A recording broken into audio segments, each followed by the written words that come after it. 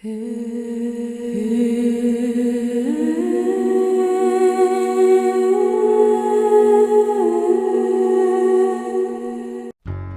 दोस्तों, धार्मिक तथ्य में आपका स्वागत है। दोस्तों, जब भी सत्य की चर्चा की जाती है उस समय राजा हरिश्चंद्र का नाम जरूर लिया जाता है। राजा हरिश्चंद्र प्राचीन भारतीय इतिहास में सत्य और सदाचार के प्रतीक हैं। वह अपनी सत्यता और प्रतिबद्धता के लिए जाने जाते थे। राजा हरिश्चंद्र से जुड़ी कई कहानियां हैं, लेकिन सबसे प्रसिद्ध कहानी मार्कंडेय पुराण में मिलती है, जिसमें बताया गया था कि राजा हरिश्चंद्र ने अपनी पत्नी और पुत्र को बेचा था। तो आइए जानते हैं उस कहानी को विस्तार से। राजा हरिश्चंद्र का संबंध इक्ष्वाकु वंश से था। उनके राज्य में कोई भी दुखी नहीं था। पूरे राज्य में सुख, समृद्धि और शांति थी, जिसके कारण उनकी ख्याति चारों दिशाओं में फैली हुई थी। उनके बारे में यह कहा जाता था कि राजा हरिश्चंद्र अगर सपने में भी कोई वचन दे दें तो उसे पूरा करते थे। राजा हरिश्चंद्र की पत्नी का नाम तारामती था और पुत्र का नाम रोहिताश्व था। उनका पारिवारिक जीवन बहुत ही सुखद था।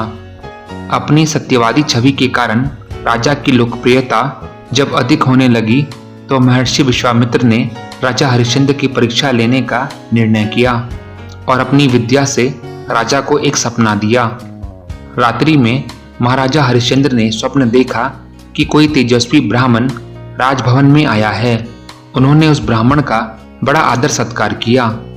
महाराजा हरिश्चंद्र ने स्वप्न में ही इस ब्राह्मण को अपना राज्य दान में दे दिया। अगले दिन जगने पर महाराज इस स्वप्न को भूल गए, लेकिन दूसरे दिन ऋषि विश्वामित्र राजा हरिश्चंद्र के दरबार में आए। उन्होंने राजा हरिश्चंद्र को स्वप्न में दिए गए दान की याद दिलाई। ध्यान करने पर महाराज को स्वप्न की सारी बात याद आ गई और उन्होंने इस बात को स्वीकार कर लिया। ध्यान देने पर उन्होंने पहचाना कि स्वप्न में जिस ब्राह्मण को उन्होंने राज्य दान किया था वे ऋषि विश्वामित्र ही थे। उसके बाद विश्वामित्र ने राजा से दक्षिणा मांगी, क्योंकि ये धार्मिक परंपरा है कि दान के बाद दक्षिणा दी जाती है। राजा हरिश्चंद्र ने मंत्री से दक्षिणा देने हेतु राजकोष से मुद्रा लेने को कहा। यह सुनकर विश्वामित्र को क्रोध आ गया। उन्होंने राजा हरिश्चंद्र से कहा, जब सारा राज्य तुमने मुझे दान में दे दिया है तब राजकोष तुम्हारा कैसे रहा? यह तो हमारा हो गया है। राजकोष से दक्षिणा देने का अधिकार तुम्हें नहीं है। अब महाराजा हरिश्चंद्र सोच में पड़ गए। विश्वामित्र की बात में सच्चाई थी, किंतु उन्हें दक्षिणा देना भी आवश्यक था। राजा हरिश्चंद्र बोले, हे ऋषि, आप मुझे थोड़ा समय दीजिए ताकि मैं आपकी दक्षिणा का प्रबंध कर सकूं। विश्वामित्र ने समय तो दे दिया, किंतु उन्होंने राजा हरिश्चंद्र को चेतावनी भी दी कि यदि 1 माह के अंदर दक्षिणा न मिली तो वे राजा हरिश्चंद्र को श्राप देकर भस्म कर देंगे। राजा हरिश्चंद्र को भस्म होने का भय तो नहीं था, किंतु समय से दक्षिणा न चुका पाने पर अपने अपयश का भय अवश्य था। उनके पास अब एकमात्र उपाय था कि वे स्वयं को बेचकर दक्षिणा चुका दें। राजा ने अपने आप को काशी में बेचने का निश्चय किया, लेकिन कोई भी उन्हें खरीदने को तैयार नहीं था। हरिश्चंद्र इस बात को लेकर चिंतित थे कि ऋषि विश्वामित्र को दक्षिणा कैसे दी जाए, क्योंकि उन्होंने वादा किया है लेकिन उनके पास देने के लिए कुछ नहीं है। इस पर राजा हरिश्चंद्र की पत्नी ने उन्हें उसे बेचने का सुझाव दिया और कहा कि उससे जो भी पैसा मिलता है वो ऋषि को दक्षिणा में दे दें। तब राजा हरिश्चंद्र ने अपनी पत्नी और पुत्र को एक ब्राह्मण दंपति के यहाँ बेच दिया, जहाँ रानी तारामती एक सेविका के रूप में काम करने लगी। राजा हरिश्चंद्र ने स्वयं को शमशान में रहने वाले एक चांडाल को बेचा, जो अंतिम संस्कार किया करता था।